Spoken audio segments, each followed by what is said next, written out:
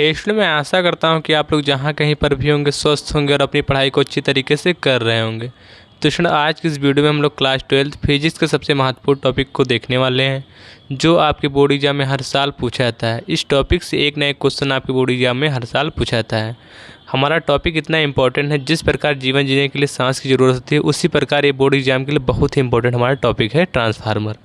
Transformer होता क्या है, ट्रांसफार्मर की क्रियाविधि क्या होती है, सिद्धांत क्या होते हैं, ट्रांसफार्मर कितने प्रकार के होते हैं, ट्रांसफार्मर के सभी महत्वपूर्ण सूत्र, ट्रांसफार्मर की दक्षता कैसे निकालते हैं, इन सभी चीज़ों को हम लोग देखने वाले हैं। तो चलिए अब हम लोग यहाँ पर स्टार्ट करते हैं। तो चलिए स्टूडेंट, यहाँ पर सबसे पहले हम लोग समझते हैं ट्रांसफार्मर। ट्रांसफार्मर क्या होता है, ट्रांसफार्मर किस सिद्धांत पे कार्य करता है, ट्रांसफार्मर का डायग्राम क्या होता है, और ट्रांसफार्मर कितने प्रकार के होते हैं, और ट्रांसफार्मर की बनावट क्या होती है, और ट्रांसफार्मर की क्रियाविधि क्या होती है। और ये टॉपिक आपके बोर्ड एग्जाम में हर साल 5 नंबर में पूछा जाता है। अगर इतना चीज़ पूछा जाएगा तो 5 नंबर में पूछा जाएगा। तो चलिए अब हम लोग देखते हैं यहाँ पर ट्रांसफार्मर। तो आप लोग हेडिंग लगाइए ट्रांसफार्मर, अब इसको हम लोग समझते हैं। तो चलिए लिखते हैं यहाँ पर, ट्रांसफार्मर विद्युत का एक ऐसा साधन है जिसके द्वारा प्रत्यावर्ती वोल्टेज को कम या ज़्यादा किया जा सकता है। मतलब कि हमारा जो ट्रांसफार्मर होता है, उसके द्वारा किसी भी प्रत्यावर्ती वोल्टेज के मान को घटाया या बढ़ाया जा सकता है। इसी को हम लोग ट्रांसफार्मर कहते हैं। अब चलिए डायग्राम को यहाँ पे समझते हैं। तो स्टूडेंट, ये हमारा ट्रांसफार्मर का डायग्राम है, और यहाँ पे जो आप लोग देख रहे हैं ये सभी फेरों की संख्या, यहाँ पर जो भी फेरों की संख्याएँ हैं, और ये भी हमारी द्वितीय कुंडली में फेरों की संख्याएं हैं, और ये प्राथमिक कुंडली में फेरों की संख्या है। और इसको हम लोग एसी से जोड़ देते हैं, मतलब अल्टरनेटिंग करंट से जोड़ दिया जाता है। और ये पूरा हमारा डायग्राम होता है किसका, ट्रांसफार्मर का। ये पतली क्रोड होती हैं, लोहे की पत्तियां होती हैं, जिससे हम लोग क्रोड बोलते हैं। इतना क्लियर हो गया होगा आप लोगों का। तो यही को हम लोग कुल मिलाकर ट्रांसफार्मर कहते हैं। अब चलिए अब हम लोग समझते हैं आगे। तो यहाँ पर हम लोग देखेंगे फिर ट्रांसफार्मर का सिद्धांत। तो आप लोग हेडिंग लगाइए ट्रांसफार्मर का सिद्धांत। तो यहाँ पर हम लोग लिखेंगे सिद्धांत में कि ट्रांसफार्मर अन्योन प्रेरण के सिद्धांत पर कार्य करता है, या प्रत्यावर्ती धारा के साथ ही कार्य करता है, दिष्ट धारा के साथ कार्य नहीं करता है। मतलब एसी धारा के साथ कार्य करता है, डीसी धारा के साथ कार्य नहीं करता है। यही इसका हमारा सिद्धांत होता है। आप लोग यहाँ पर चाहें तो अन्योन प्रेरण के सिद्धांत को लिख सकते हैं। वही का पूरा सिद्धांत हमारा होता है ट्रांसफार्मर का सिद्धांत। तो ये हो गया सिद्धांत, ये हमारा ट्रांसफार्मर का सिद्धांत हो गया। अब चलिए देखते हैं यहाँ पर ट्रांसफार्मर के प्रकार को। तो यहाँ पे हमारा ट्रांसफार्मर के प्रकार हेडिंग लगाएंगे, फिर लिखेंगे कार्य के आधार पर ट्रांसफार्मर 2 प्रकार के होते हैं। मतलब कि हमारे ट्रांसफार्मर 2 प्रकार के होते हैं, कार्य के आधार पर 2 प्रकार के होते हैं। अब एक एक करके सभी को समझते हैं। तो यहाँ पे हमारा पहला है ऊंचाई ट्रांसफार्मर। हेडिंग लगाएंगे ऊंचाई ट्रांसफार्मर, इसमें लिखेंगे ऊंचाई ट्रांसफार्मर निम्न प्रत्यावर्ती वोल्टेज को उच्च प्रत्यावर्ती वोल्टेज में बदलता है। इसमें द्वितीय कुंडली में फेरों की संख्या प्राथमिक कुंडली में फेरों की संख्या से अधिक होती है। मतलब कि NS मतलब सेकेंडरी, मतलब द्वितीय कुंडली में फेरों की संख्या अधिक होती है। प्राथमिक NP मतलब प्राथमिक कुंडली में फेरों की संख्या से अधिक होता है। बोला गया है द्वितीय कुंडली में फेरों की संख्या प्राथमिक कुंडली में फेरों की संख्या से अधिक होता है। तो आप लोग इसको इस प्रकार यहाँ पर लिख देंगे। अब चलिए स्टूडेंट, यहाँ पर हम इसको डायग्राम की मदद से समझते हैं। तो हमने यहाँ पर अलग बना लिया है ट्रांसफार्मर का डायग्राम। तो ये हमारी प्राथमिक कुंडली है, और यहाँ पर हमारी द्वितीय कुंडली है। प्राथमिक कुंडली से अधिक मान किसका होता है, द्वितीय कुंडली में फेरों की संख्या का मान अधिक होता है प्राथमिक कुंडली से। अब चलिए यहाँ पर हम लोग देखते हैं स्टूडेंट, जो हमारा दूसरा प्रकार है ट्रांसफार्मर का, उसको समझते हैं। तो हमारा दूसरा ट्रांसफार्मर का प्रकार है अपचायी ट्रांसफार्मर। अब इसमें लिखेंगे अपचायी ट्रांसफार्मर उच्च प्रत्यावर्ती वोल्टेज को निम्न प्रत्यावर्ती वोल्टेज में बदलता है। इसमें प्राथमिक कुंडली में फेरों की संख्या द्वितीय कुंडली के फेरों की संख्या से अधिक होता है। मतलब यहाँ पर बोला गया है प्राथमिक कुंडली में फेरों की संख्या द्वितीय कुंडली में फेरों की संख्या से अधिक होगी यहाँ पर मान उसका। अब हम लोग इसको डायग्राम में समझते हैं। यहाँ पे प्राथमिक कुंडली जो है, इसकी फेरों की संख्या द्वितीय कुंडली की फेरों की संख्या से अधिक होगी। ये हमारा किसके लिए होता है, अपचायी ट्रांसफार्मर के लिए होता है। तो इतना आप लोग को क्लियर हो गया होगा।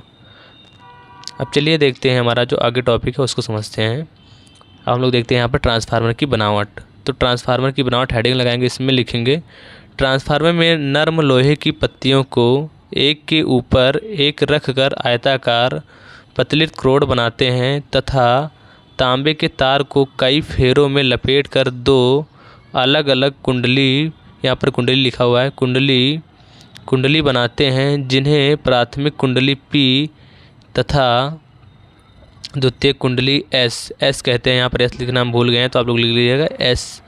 एस कहते हैं प्राथमिक कुंडली को एक प्रत्यावर्ती उल्टता स्रोत से जोड़ देते हैं, मतलब कि एसी करंट से जोड़ दिया जाता है। तो ये होता है हमारा ट्रांसफार्मर की बनावट। तो चलिए इसको डायग्राम में समझते हैं। तो स्टूडेंट ये हमारा ट्रांसफार्मर है और यहाँ पर हमारी ये लोहे की क्रोड, लोहे की पत्तियाँ को एक के ऊपर एक रख कर यहाँ पर हमें क्रोड बनाया गया है। और ये आप लोग देख पा रहे होंगे स्टूडेंट, ये हमारी क्या होती है, क्रोड होती है। और यहाँ पर जो हमारे ट्रांसफार्मर में बोला गया है कि यहाँ पर जितनी भी हमारी फेरों की संख्या होगी, तांबे की एक से अधिक तांबे के तार को लपेट कर 2 कुंडलियाँ बनाई गई हैं, जिसे प्राथमिक कुंडली और द्वितीय कुंडली कहा जाता है। ये हमारा होता है ट्रांसफार्मर की बनावट। और यहाँ पर प्राथमिक कुंडली को हम लोग करंट एसी से जोड़ देते हैं और यहाँ पे हमारे द्वितीय कुंडली जो है ये हमारी क्रोड से जोड़ दिया जाता है इन दोनों कुंडलियों को। इसको हम लोग बोलते हैं यहाँ पर क्रोड। ये हमारा क्या होता है, क्रोड होता है। इतना क्लियर हो गया होगा, एक बार फिर से देख लीजिए, क्लियर हो जाएगा। अब यहाँ पे देखते हैं कार्यविधि। कार्यविधि क्या होता है समझते हैं। जब प्राथमिक कुंडली को एक प्रत्यावर्ती स्रोत से जोड़ दिया जाता है तथा धारा प्रवाहित करते हैं तो प्राथमिक कुंडली के चुंबकीय फ्लक्स में परिवर्तन होता है, जिसके कारण द्वितीय कुंडली में एक प्रेरित विद्युत वाहक बल ई उत्पन्न हो जाता है, जिससे एक प्रेरित धारा उत्पन्न हो जाती है। मतलब कि हमारी इसकी क्रिया विधि होती है। अब इसको हम लोग डायग्राम की मदद से समझते हैं। मतलब कि जब हम लोग प्राथमिक कुंडली को एक एसी मतलब अल्टरनेटिव करंट से जोड़ देते हैं तो जो हमारा कुंडली है इसकी चुंबकीय फ्लक्स, जो हमारे चुंबकीय फ्लक्स या चुंबकीय फ्लक्स के मान में परिवर्तन होने लगता है, जिसके कारण हमारी द्वितीय कुंडली जो होती है इसमें एक विद्युत वाहक बल उत्पन्न हो जाता है, विद्युत वाहक या प्रेरित विद्युत वाहक बल उत्पन्न हो जाता है। इसके कारण प्रेरित धारा उत्पन्न हो जाती है। यही हमारा इसका होता है कार्यविधि ट्रांसफार्मर का। इसको सिंपल भाषा में आप समझ सकते हैं कि प्राथमिक कुंडली को एक एसी करंट से जोड़ दिया जाता है, जिसके कारण चुंबकीय फ्लक्स में परिवर्तन होता है और द्वितीय कुंडली में एक विद्युत वाहक बल उत्पन्न हो जाता है, जिसके कारण प्रेरित धारा भी उत्पन्न हो जाती है। यही इसका हमारा क्या होता है, कार्य होता है ट्रांसफार्मर का। इतना क्लियर हो गया होगा। अब यहाँ पर हम इसको समझते हैं, इसके सूत्र को निकालते हैं। तो फैराडे के नियम से अब यहाँ पर हम लोग देखेंगे सबसे पहले कि प्राथमिक कुंडली में विद्युत वाहक बल और द्वितीय कुंडली में विद्युत वाहक बल। तो यहाँ पर लिखेंगे सबसे पहले प्राथमिक कुंडली में ईपी, मतलब प्राथमिक कुंडली में विद्युत वाहक बल या प्रेरित विद्युत वाहक बल। तो ईपी इक्वल टू हमारा हो जाएगा माइनस एनपी, मतलब कि प्राथमिक कुंडली में फेरों की संख्या और del phi upon del T. ये हमारा पहला समीकरण हो गया। यहाँ पर चुंबकीय फ्लक्स के मान में परिवर्तन हमारा था वो। और द्वितीय कुंडली में जब यहाँ पर लिखेंगे तो ईएस मतलब द्वितीय कुंडली में प्रेरित विद्युत वाहक बल बराबर माइनस एनएस, मतलब कि द्वितीय कुंडली में फेरों की संख्या। और हमारा यहाँ पर हो जाएगा del phi upon del T. हमारा समीकरण सेकंड हो गया। अब इन दोनों समीकरण को स्टूडेंट हम यहाँ पर मिलाकर लिखेंगे। तो समीकरण 1 हुआ समीकरण 2 से, तो भाग करके लिखेंगे तो हमारा जाएगा ईपी अपॉन ईएस बराबर minus N P del phi upon del T minus N S del phi upon del T. अब ये दोनों एक दूसरे से कैंसिल हो जाएंगे और पूरा कैंसिल हो जाएगा हमारा del phi upon del T. तो यहाँ पे हमारा बच जाएगा स्टूडेंट ईपी बटे में E S equal to N P बटे में एन एस। ये हमारा एक फार्मूला होगा। इस पर कई न्यूमेरिकल्स आपके बोर्ड एग्जाम में पूछे जाते हैं कि प्राथमिक कुंडली में विद्युत वाहक बल, ये सब पूछे जाते हैं, तो याद कर लीजिएगा इसको।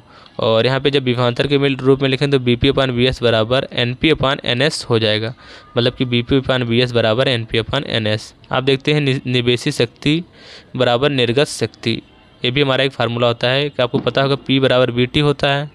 तो यहाँ पर पी पी जो हमारा है वो हमारा प्राथमिक कुंडली में निवेशी शक्ति और पी एस जो हमारा है द्वितीय कुंडली में निर्गत शक्ति। तो यहाँ पर हम लोग लिख सकते हैं पी को हम लोग प्राथमिक कुंडली बोलते हैं, तो पी पी बराबर यहाँ पर हमारा होगा और पी एस बराबर हमारा हो जाएगा द्वितीय कुंडली में निर्गत शक्ति। अब चलिए फिर यहाँ पर आगे देखते हैं। तो हमारा यहाँ पर हो जाएगा B P into I P बराबर B S into I S. तो इसको हम लोग सही करके जब लिखेंगे तो B P upon B S हो जाएगा, I S upon I P हो जाएगा। सुनो हम लोग यहाँ पर नोट में लिखेंगे I P upon I S, B S upon B P, N S upon N P बराबर आर। ये हमारा यहाँ जहाँ पे आर हमारा क्या होता है, परिणमन अनुपात होता है। इस पर कई न्यूमेरिकल्स आपके बोर्ड एग्जाम में पूछे जाते हैं, तो इसको आप लोग अच्छे से पढ़ लेना है और इस पर हम न्यूमेरिकल्स भी आप लोग को लगवा देंगे। यहाँ पर देखते हैं ट्रांसफार्मर की दक्षता या क्षमता। तो यहाँ पे हमारा दक्षता यहाँ पर लिखेंगे स्टूडेंट हम लोग आगे कि दक्षता को हम प्रदर्शित करते हैं ईटा से। तो ईटा बराबर निर्गत शक्ति बटे में निवेशी शक्ति इंटू 100। ये हमारा किसके लिए सूत्र है, दक्षता के लिए सूत्र है। अब इसको लिख सकते हैं इस प्रकार, ईटा बराबर पी एस अपान पी पी गुणे 100, ये हमने इसे सिंबल के रूप में लिख दिया गया है। तो ये हमारा ट्रांसफार्मर की दक्षता या क्षमता होती है। तो ये हमारा ट्रांसफार्मर यहाँ पे समाप्त हो गया। इतने ही टॉपिक थे आपके स्टूडेंट। अगर आप लोग को इस वीडियो का PDF, यहाँ पे हमारा जो वीडियो है इसका PDF चाहिए तो हमारे टेलीग्राम चैनल को ज्वाइन कर सकते हैं, जो सुधीर क्लासेस नाम से है, जिससे स्टूडेंट आप लोग को PDF मिल जाएगा। और हमारे चैनल को ज़्यादा से ज़्यादा सब्सक्राइब करिए। तो स्टूडेंट मैं आशा करता हूँ कि आप लोग को ट्रांसफार्मर ज़रूर समझ में आया होगा। तो स्टूडेंट अगर आप लोग मेरे चैनल पर नए हैं तो चैनल को सब्सक्राइब करिएगा और बेल आइकन को प्रेस करिएगा, ताकि मेरी हर एक नई वीडियो की नोटिफिकेशन आप तक जल्द से जल्द पहुँच सके। तो चलिए स्टूडेंट, अब मिलते हैं फिर अगली वीडियो में। तब तक के लिए जय हिंद, जय भारत। और साथ ही स्टूडेंट एक प्यारा सा कमेंट बॉक्स में छोड़ दीजिए और आप लोग अपना ओपिनियन शेयर कर दीजिए किस टॉपिक पर वीडियो चाहिए। चलिए मिलते हैं फिर अगली वीडियो में।